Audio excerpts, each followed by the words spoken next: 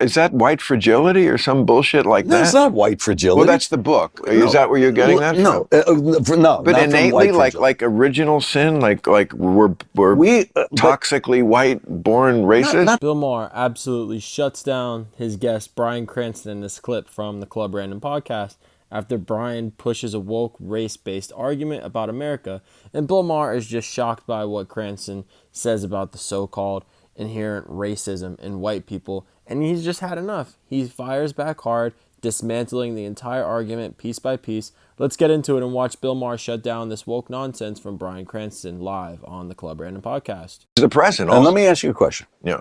When you look at this guy's hat, "Make America Great Again," what do you think about that? Sweetheart, nobody has made more fun of Donald Trump than I. I know. So you can't get me on like, I like Donald Trump. I don't like that. Okay. I'm not saying that. And I get your point. I've said it myself. Yes, make America great again. I understand to a certain number of people that's a dog whistle about America was better when it was whiter. I get that. Okay. But I will, would you then also accept that there's a large swath of people in his camp and other people like him who have no clue that that's a dog whistle, that they think, oh yeah, make America great again is for everyone. But when was it great? Let me ask you this. I know, oh God. I mean, making a big sigh. Come on. No. When was it great for African Americans in this country? When was it great? Well, if you're applying for college now, I would say now. So in our history, now it's great. I didn't say great. It's never great for anybody fully. Well, great for anybody? Well, life is full of problems. So great, yes, if your life is great, you're very lucky. Most people would not say my life is great. Would you say your life is great? Yes, I would. Yeah. Okay. I mean, I would. Yeah. I mean, and a lot of it I'm glad for you. And I've been privileged. Yes. Do you believe in white privilege? I like the word advantage better. Because advantage is broader. Here's the reason why. When you say advantage, now, have I had advantages, especially growing up in, being again, we were born the same year, 1956. If you're born in that year, yes, you were a young person in the 80s, probably in the 80s,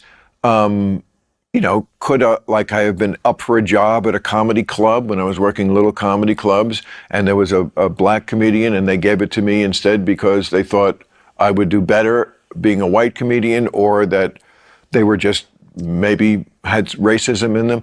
Yes, I think that probably could have happened, and that was wrong. Again, I didn't do it. We can't all be. I'm not saying you're doing it. It's just recognizing that it exists. I don't think I should be even questioned that I'm someone who doesn't recognize that it exists. Right. I have a pretty good record of speaking on the right side of civil rights issues.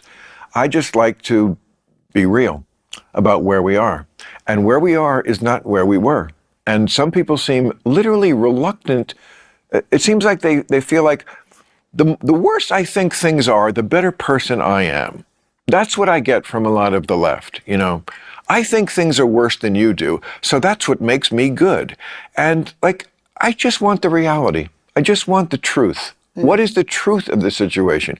And again, I'm not decrying that these changes are made. I'm applauding it. I'm applauding it that it's great that if you're a black kid applying to college, you don't have to face discrimination like they used to. And very often those colleges and businesses also in America are trying to make up for their sorry past. I think we're not really far apart. I think it's yes. Are there factions that are on both extremes? Of course. But to say you're a liberal person, as I would consider myself, I think common sense is the law of the land. It's what should be.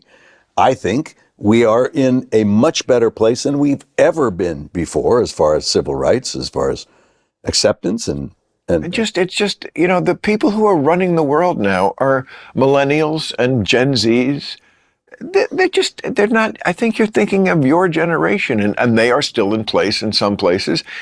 They're certainly not all racists who are in place, but yeah, there are, like I said, I don't know if we'll ever get rid of it completely, like any human flaw, but the people who are running things, I just don't think that's their mindset is, let's be racist to people of color. They don't understand it, but they are innately that way. Innately? Yeah. Yeah. Oh, Lord.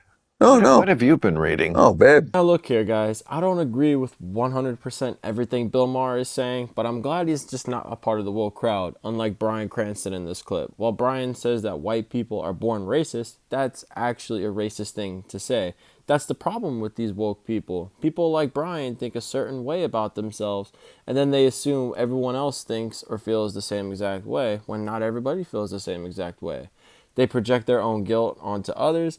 If they feel racist, they assume you must be too. And that's not how most people think in America. Bill Maher might be a liberal, but he doesn't hate his own country or its people like so many in the woke crowd do.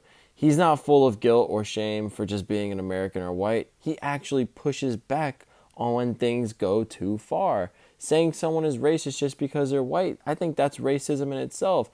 That's what people like Bryan Cranston just don't seem to understand. Let me know what you guys think about this in the comments. Do you think anyone is just born racist? And what do you think of Bill Maher calling it out? And if you guys like this kind of content, make sure to go ahead and like the video, comment your thoughts, subscribe to the channel. It would help me out a lot. Now let's get back to the video, guys. Come on. Is that white fragility or some bullshit like that? No, it's not white fragility. Well, that's the book. No. Is that where you're getting that from? No. But innately, like original sin, like we're toxically white, born racist? Not toxically, but you recognize your experience, and what we don't recognize often is the privilege that you said, the advantage that you have. We look at Congress.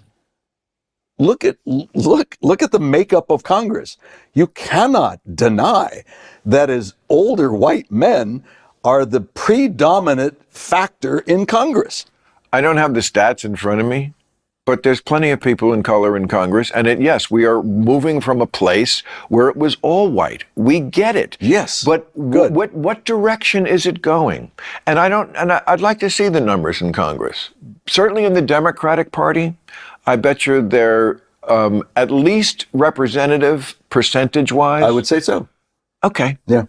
Less so in the Republican Party, but I have to tell you, Republicans are doing better and better all the time with people of color. I hope so.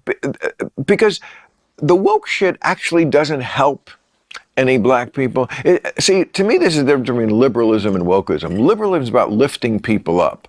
Woke is just about self-loathing and hating yourself and scolding everybody and virtue signaling. It doesn't actually help anybody.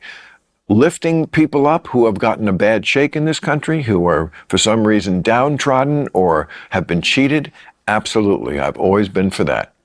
But I don't think that's a lot of what's going on. And I think there are, I just look at the numbers from the last election. I mean, Trump, what would you think that he would get even one black or Hispanic vote? He got 20% of the male black vote. And he did better with Hispanics than he did the first time. Yeah. Comes out, you're rapists, then gets respectable numbers in that election. And from women, and too. then 4 years go by, and he does better. Yeah.